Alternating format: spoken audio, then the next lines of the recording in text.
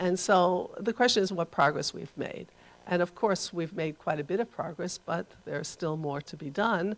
And though we still seem to be asking the same questions, our answers develop. It's sort of like where many of us are academics, so we think about the circular view of learning. And so each time, hopefully, we move to a higher plateau.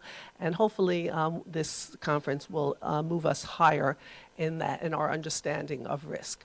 And the question that I want to ask is one that you might think has been answered, and to a very large extent. The popular press, the financial press, regulators, even academics seem to answer this question, do banks engage in insider trading, with a resounding yes, of course. There's quite a bit of a literature that seems to suggest that private information that is obtained by a bank in the course of its business activities, let's say its lending activities, is used in trading whenever they can get away from it, get away with it, and it's only those pesky insider trading regulations that act as a bulwark against the unfair trading advantages that these firms would have given their private information. And I think that this is really an important first step, but as Oliviero has said, we haven't yet finished the question. We haven't addressed the full question. Because if we understand that banks' only real asset is information, then it would be foolish for them not to use that asset in a strategic way. And to a very large extent, this view of insider trading or trading on information, private information, is almost a very naive approach to the use of this information. Because while there are obvious benefits from the standpoint of the bank of getting a leg up on the competition and trading using private information, there are also costs. And that's something we haven't addressed in the literature or in our understanding of this question. And so what we do here in this paper is we look at, just by the way, how long do I have actually? I should ask that question. 25 minutes. 25 minutes? Yeah. Okay. Let's try to do it in 25. Okay. Okay. So I have to start talking like a New Yorker again. Okay. Okay. All right. Back to New York. No. So let's understand really what we are talking about here. We know that banks produce private information in the course of their activities, their lending activities, their market-making activities, their M&A advising, et cetera. That information is used in a whole host of ways, in part to benefit clients and in part to the detriment of clients. And that detrimental use, the dark side of private information production, we could consider to be insider trading. This reuse of information across all possible markets that would perhaps create an unfair trading advantage for these super-informed banks in trading risky assets. But the question, of course, is there an incentive for banks to always use that private information in their trading? And the answer, and we know that there's a parallel literature, and unfortunately there is not much in the way of a connection between these two literatures, in which we understand that there is what we call a hold-up problem, in which the banks are strategically withholding the information, withholding that trading activity, and holding up their clients. Up to this point, we really never made the connection in the academic literature between hold-up problems and insider trading, and this paper is an attempt to connect the two concepts. And so we empirically endogenize the two. And the idea is this. If there is information that's produced in the course of cross-border lending, that is banks lending, U.S. banks lending to non-financial, companies abroad, throughout the world, then that information is very valuable. That information is company-specific, fundamental information, information about the industry, information about the country. That information on that firm value is utilized in terms of making these loans. And of course, we know, generates the potential for monopoly rents on these loans as a result of monitoring activity. This information also has trading value, and we've seen it in the context of mutual fund operations, in which mutual fund managers that are affiliated with lending banks are using information that can be obtained from the lending activity. And the trading in the equity market would be benefited by this fundamental firm information that's generated privately by the bank in course of its lending. However, trading in transparent lending markets disseminates that private information. And we should see that there is a natural tension here. That is that the more we engage in the reusability of this private information, insider trading, if you will, and just as a side, I'm being very lax in my terminology. I'm calling this insider trading. Of course, we know there's no definition of the term of insider trading, and in terms of what we really mean by this term, most of the literature is very careful in not calling this allegation insider trading. What I really mean is just the use of private information in the course of trading risky assets such as equity and debt instruments. So when we know that insider trading, laxly called, uses information and can generate benefits in terms of trading gains, however, there is a possibility that we bear the cost of losing the private information, the information monopoly associated with that private information as it's disseminated in the market. So this should be a strategic decision at the bank level to allocate, to utilize this very valuable asset.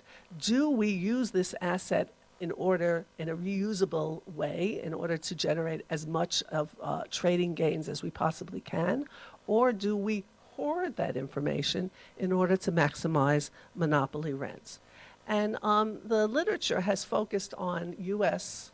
Activity, given the availability of data, and we focus on cross-border activity, in part because there are different benefits and costs associated with information reusability, and we believe that we could find a different equilibrium. We believe that there's a spectrum on which the equilibrium is found, and perhaps in the U.S., for the U.S. only, U.S. banks lending to U.S. companies, the optimal solution for the bank is more on the reusability of information. But as we move into the cross-border context, we're seeing that information equilibrium shifts.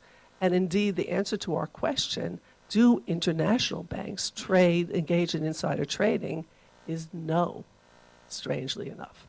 No, in a way in which we would characterize insider trading.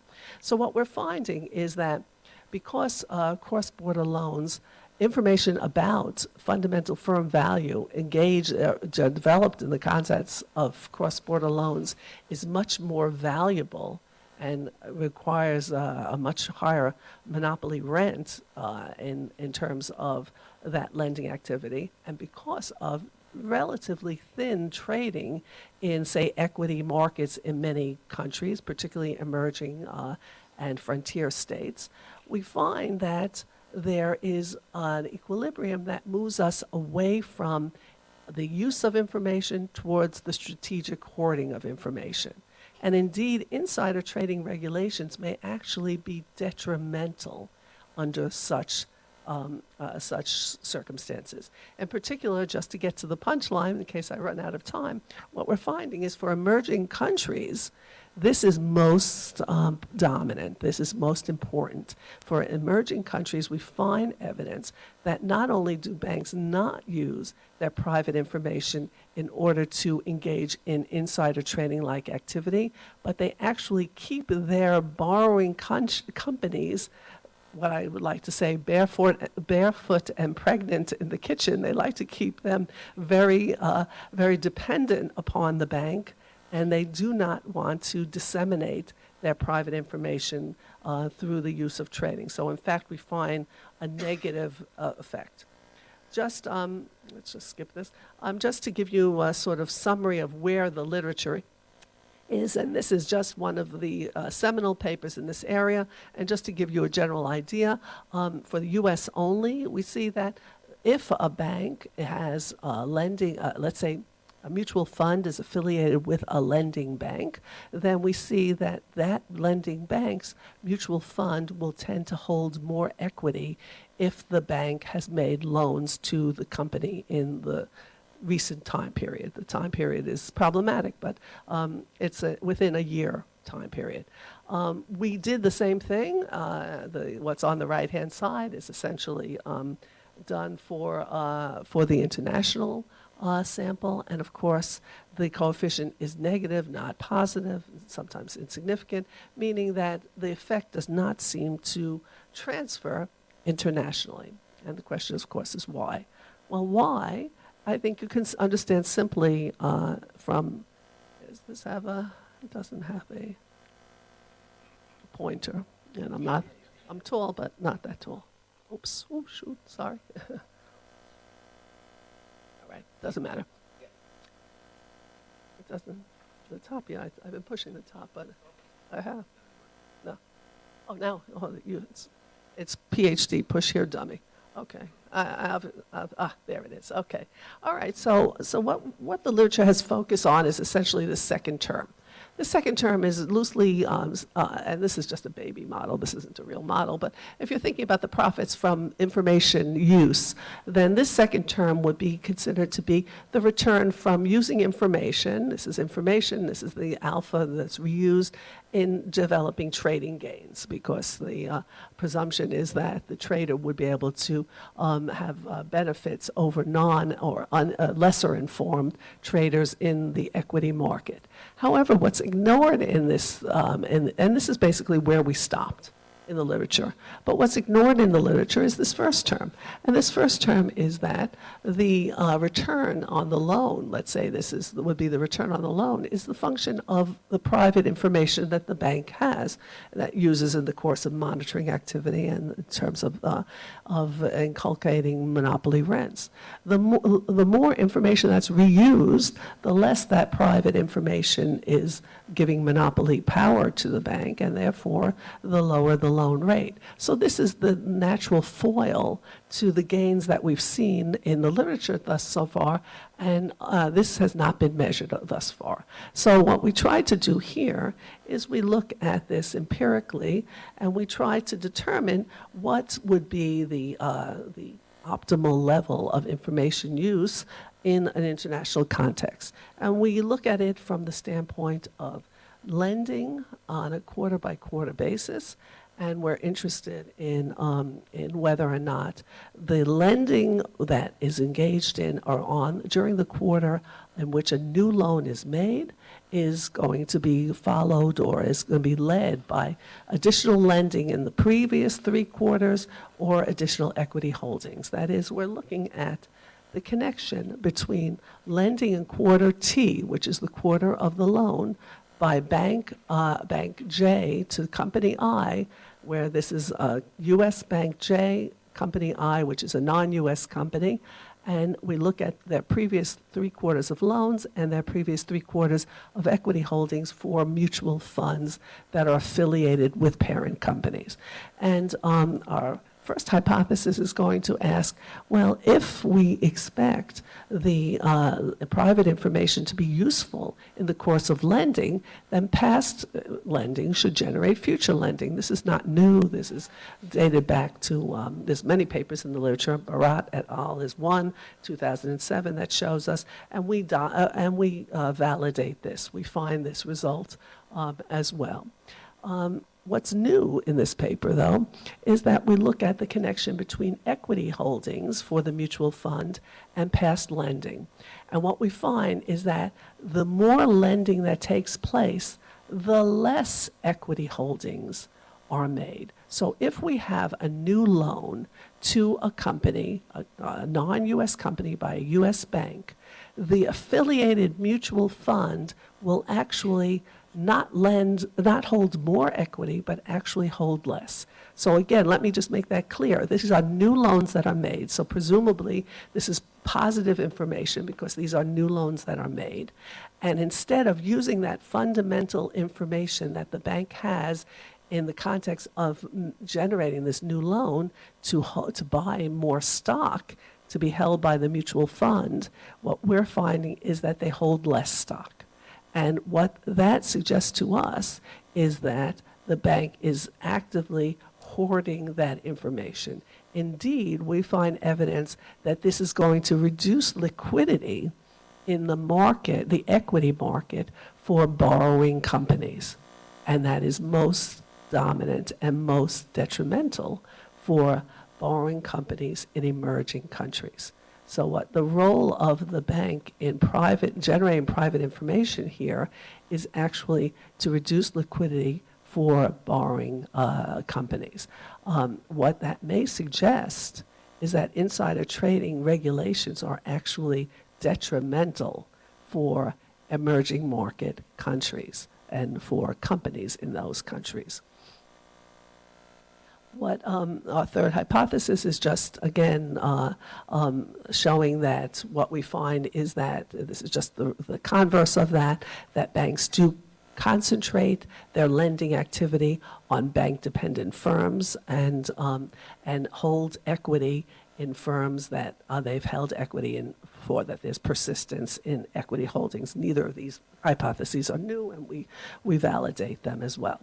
And I think the important takeaway on this is that this differs in emerging market countries and in developed countries, which would explain why the literature, which has really focused exclusively on U.S. companies, has given us a different part of the equilibrium, of the spectrum of equilibria that could possibly dominate our decision to to trade information, because we've left out this whole part of the world. What we're finding is that our emerging market countries, and of course we just take Morgan Stanley MSCI measures and show those two. So, and the way and the mechanism by which they do this is by reducing turnover. So this is where we find that there is a liquidity effect. So what we're finding is banks actively seek to reduce turnover in equity markets when they make new loans, especially in emerging market countries, in order to preserve their monopoly rents. So rather than worrying about insider trading, maybe we should worry about hold-up or strategic hoarding of information. So the database construction, as you imagine, has been torturous, and given all of the different countries and databases we had to make speak to one another. But what this sort of gives us is some sort of univariate statistics, and what you see is that we have, first of all, firms that are only financial institutions that are lender-only financial institutions. They don't have any mutual fund activities. We have other financial institutions that are only mutual fund activities, and then we have the both, where we have firms that engage in both lending and mutual fund holdings. This is all done at the parent company level, so what we do is we trace back the ownership to the actual highest level of the holding company. As you can see that specializing firms tend to hold more of either equity, where when we're talking about fund specializing firms, they hold 0.3% of their fund portfolio in any given average firm, and lending, 10.48% of the loan portfolio is made to an average firm. In contrast, the non-specializing firms, the firms that engage in both lending and mutual fund, the systemically important financial intermediaries are holding less in terms of both their equity and their loans in terms of concentration of their portfolios. But of course, that's just univariate. We break that down by emerging and developed country, and also the same situation comes out. What's interesting is that, and perhaps not surprising, is that in the emerging market countries, the firms tend to be more dependent on banks, as you would imagine. The lenders hold 11.4% of their portfolio in the average borrowing firm, whereas in developing countries, it's only 10.2%. And that is, of course, striking given the difference in size of the companies. And so, but the opposite is true in terms of equity. So, of course, equity holdings are much greater in terms of proportion of the average firm's capital structure in developed countries than in emerging countries. Here we're testing our hypotheses. So what we are interested in is, most importantly, hypothesis 2 and 3, but first let's talk straight about 2, given the lack of time. Here what we see is the negative coefficient, the negative sign between the loans and the equity. That is, the more new loans are made in time in any given period in time t, then that is going to be associated with past lower amounts of equity holdings. So if we have firms that engage in lending activity, then the banks that hold those loans, that generate information in the course of those lending activities, are going to be holding less equity, not more. And this is economically significant as well as statistically significant. So what you could see is that a 1/4 lagged increase in mutual fund equity holdings reduces lending activity by around 10.5 basis points. And that's a considerable amount, considering the mean holdings are only 60 basis points. Our concern, though, is that there's selection bias. And so if the idea of being both a mutual fund holder and a lending bank is a business model that perhaps could inject some endogeneity into our model, then we adjust for that. We consider a 2-stage approach where we model the decision to engage in both mutual fund lending and banking. And what we find is that the results are very robust. They still stand. So what we find is that lending is persistent. Equity holding is persistent over time. The only thing that is not is equity holdings and lending. That is, that the more loans that are made, the less equity holdings are invested in. And so our mutual funds are finding that not only do they not use that, our mutual fund managers do not use the information generated by lending, but they actually are incentivized to do the opposite. Now you might ask, how is this information flow transmitted through a large, complex, globally dispersed financial institution? And clearly this is going beyond going out to have a smoke outside the office door and chatting about what kinds of business activities you're engaging in. So it appears to be a centralized decision that is optimal on the part of the financial institution to benefit the company by increasing the potential gains from the information asset that they have. So what we're finding, again, is turnover is, let's just skip this. What's interesting here is you might take issue with the question of monopoly rents in lending. And so the hypothesis is based on the idea that if there is lending that is made and also equity trading, that by disseminating information about these companies into the equity market and therefore making it public, the bank's monopoly rents are eroded. And here we find just that. So what we're finding here is that here, what you see is the loan spreads. This is 207 basis points decline in loan spreads when we're talking about this increase in our equity trading. In contrast, the more lending, the more persistent the lending is, the greater the loan spread. So what we're finding is that there is a concern that banks have about losing their comparative advantage in information flows. And they protect that by strategically hoarding that information.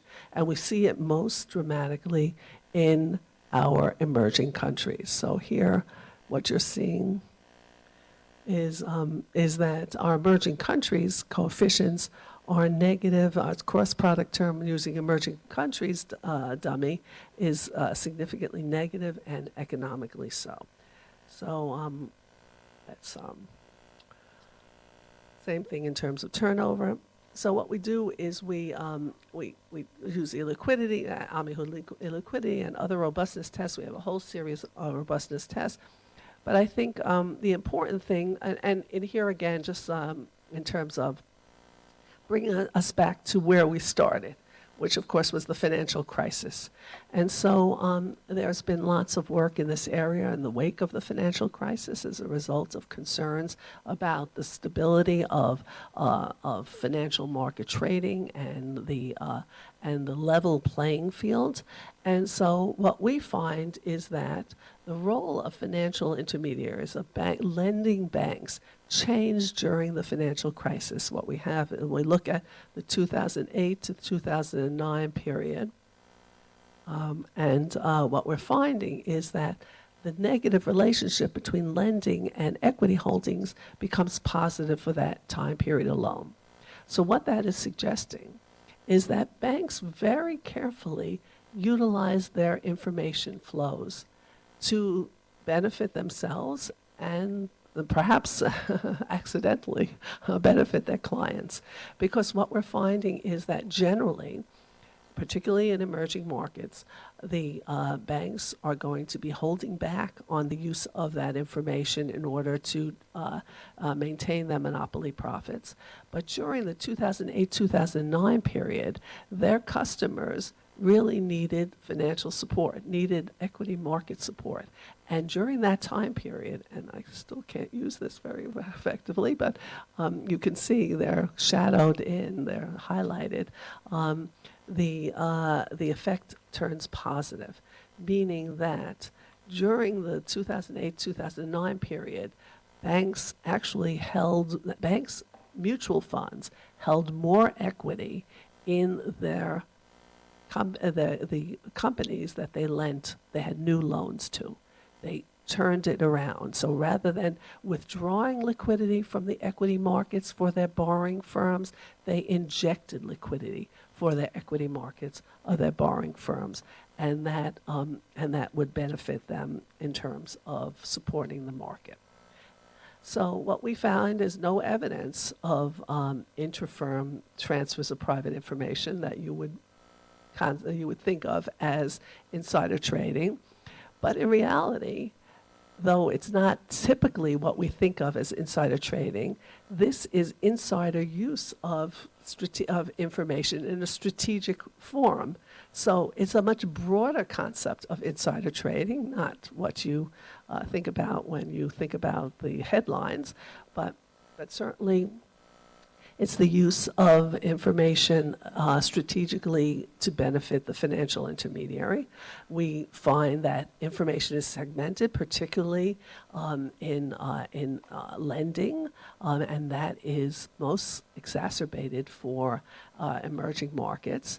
And banks have the ability to manage liquidity in the equity markets for their borrowing firms, and they do so pretty actively, and they do so most actively for their borrowing firms in emerging countries. So that in terms of public policy implications, it's somewhat counterintuitive perhaps, but what we might want to be thinking about is relaxing our insider trading regulations for these emerging market nations, because for them, these regulations are actually detrimental for their constituent firms. So thank you for your attention.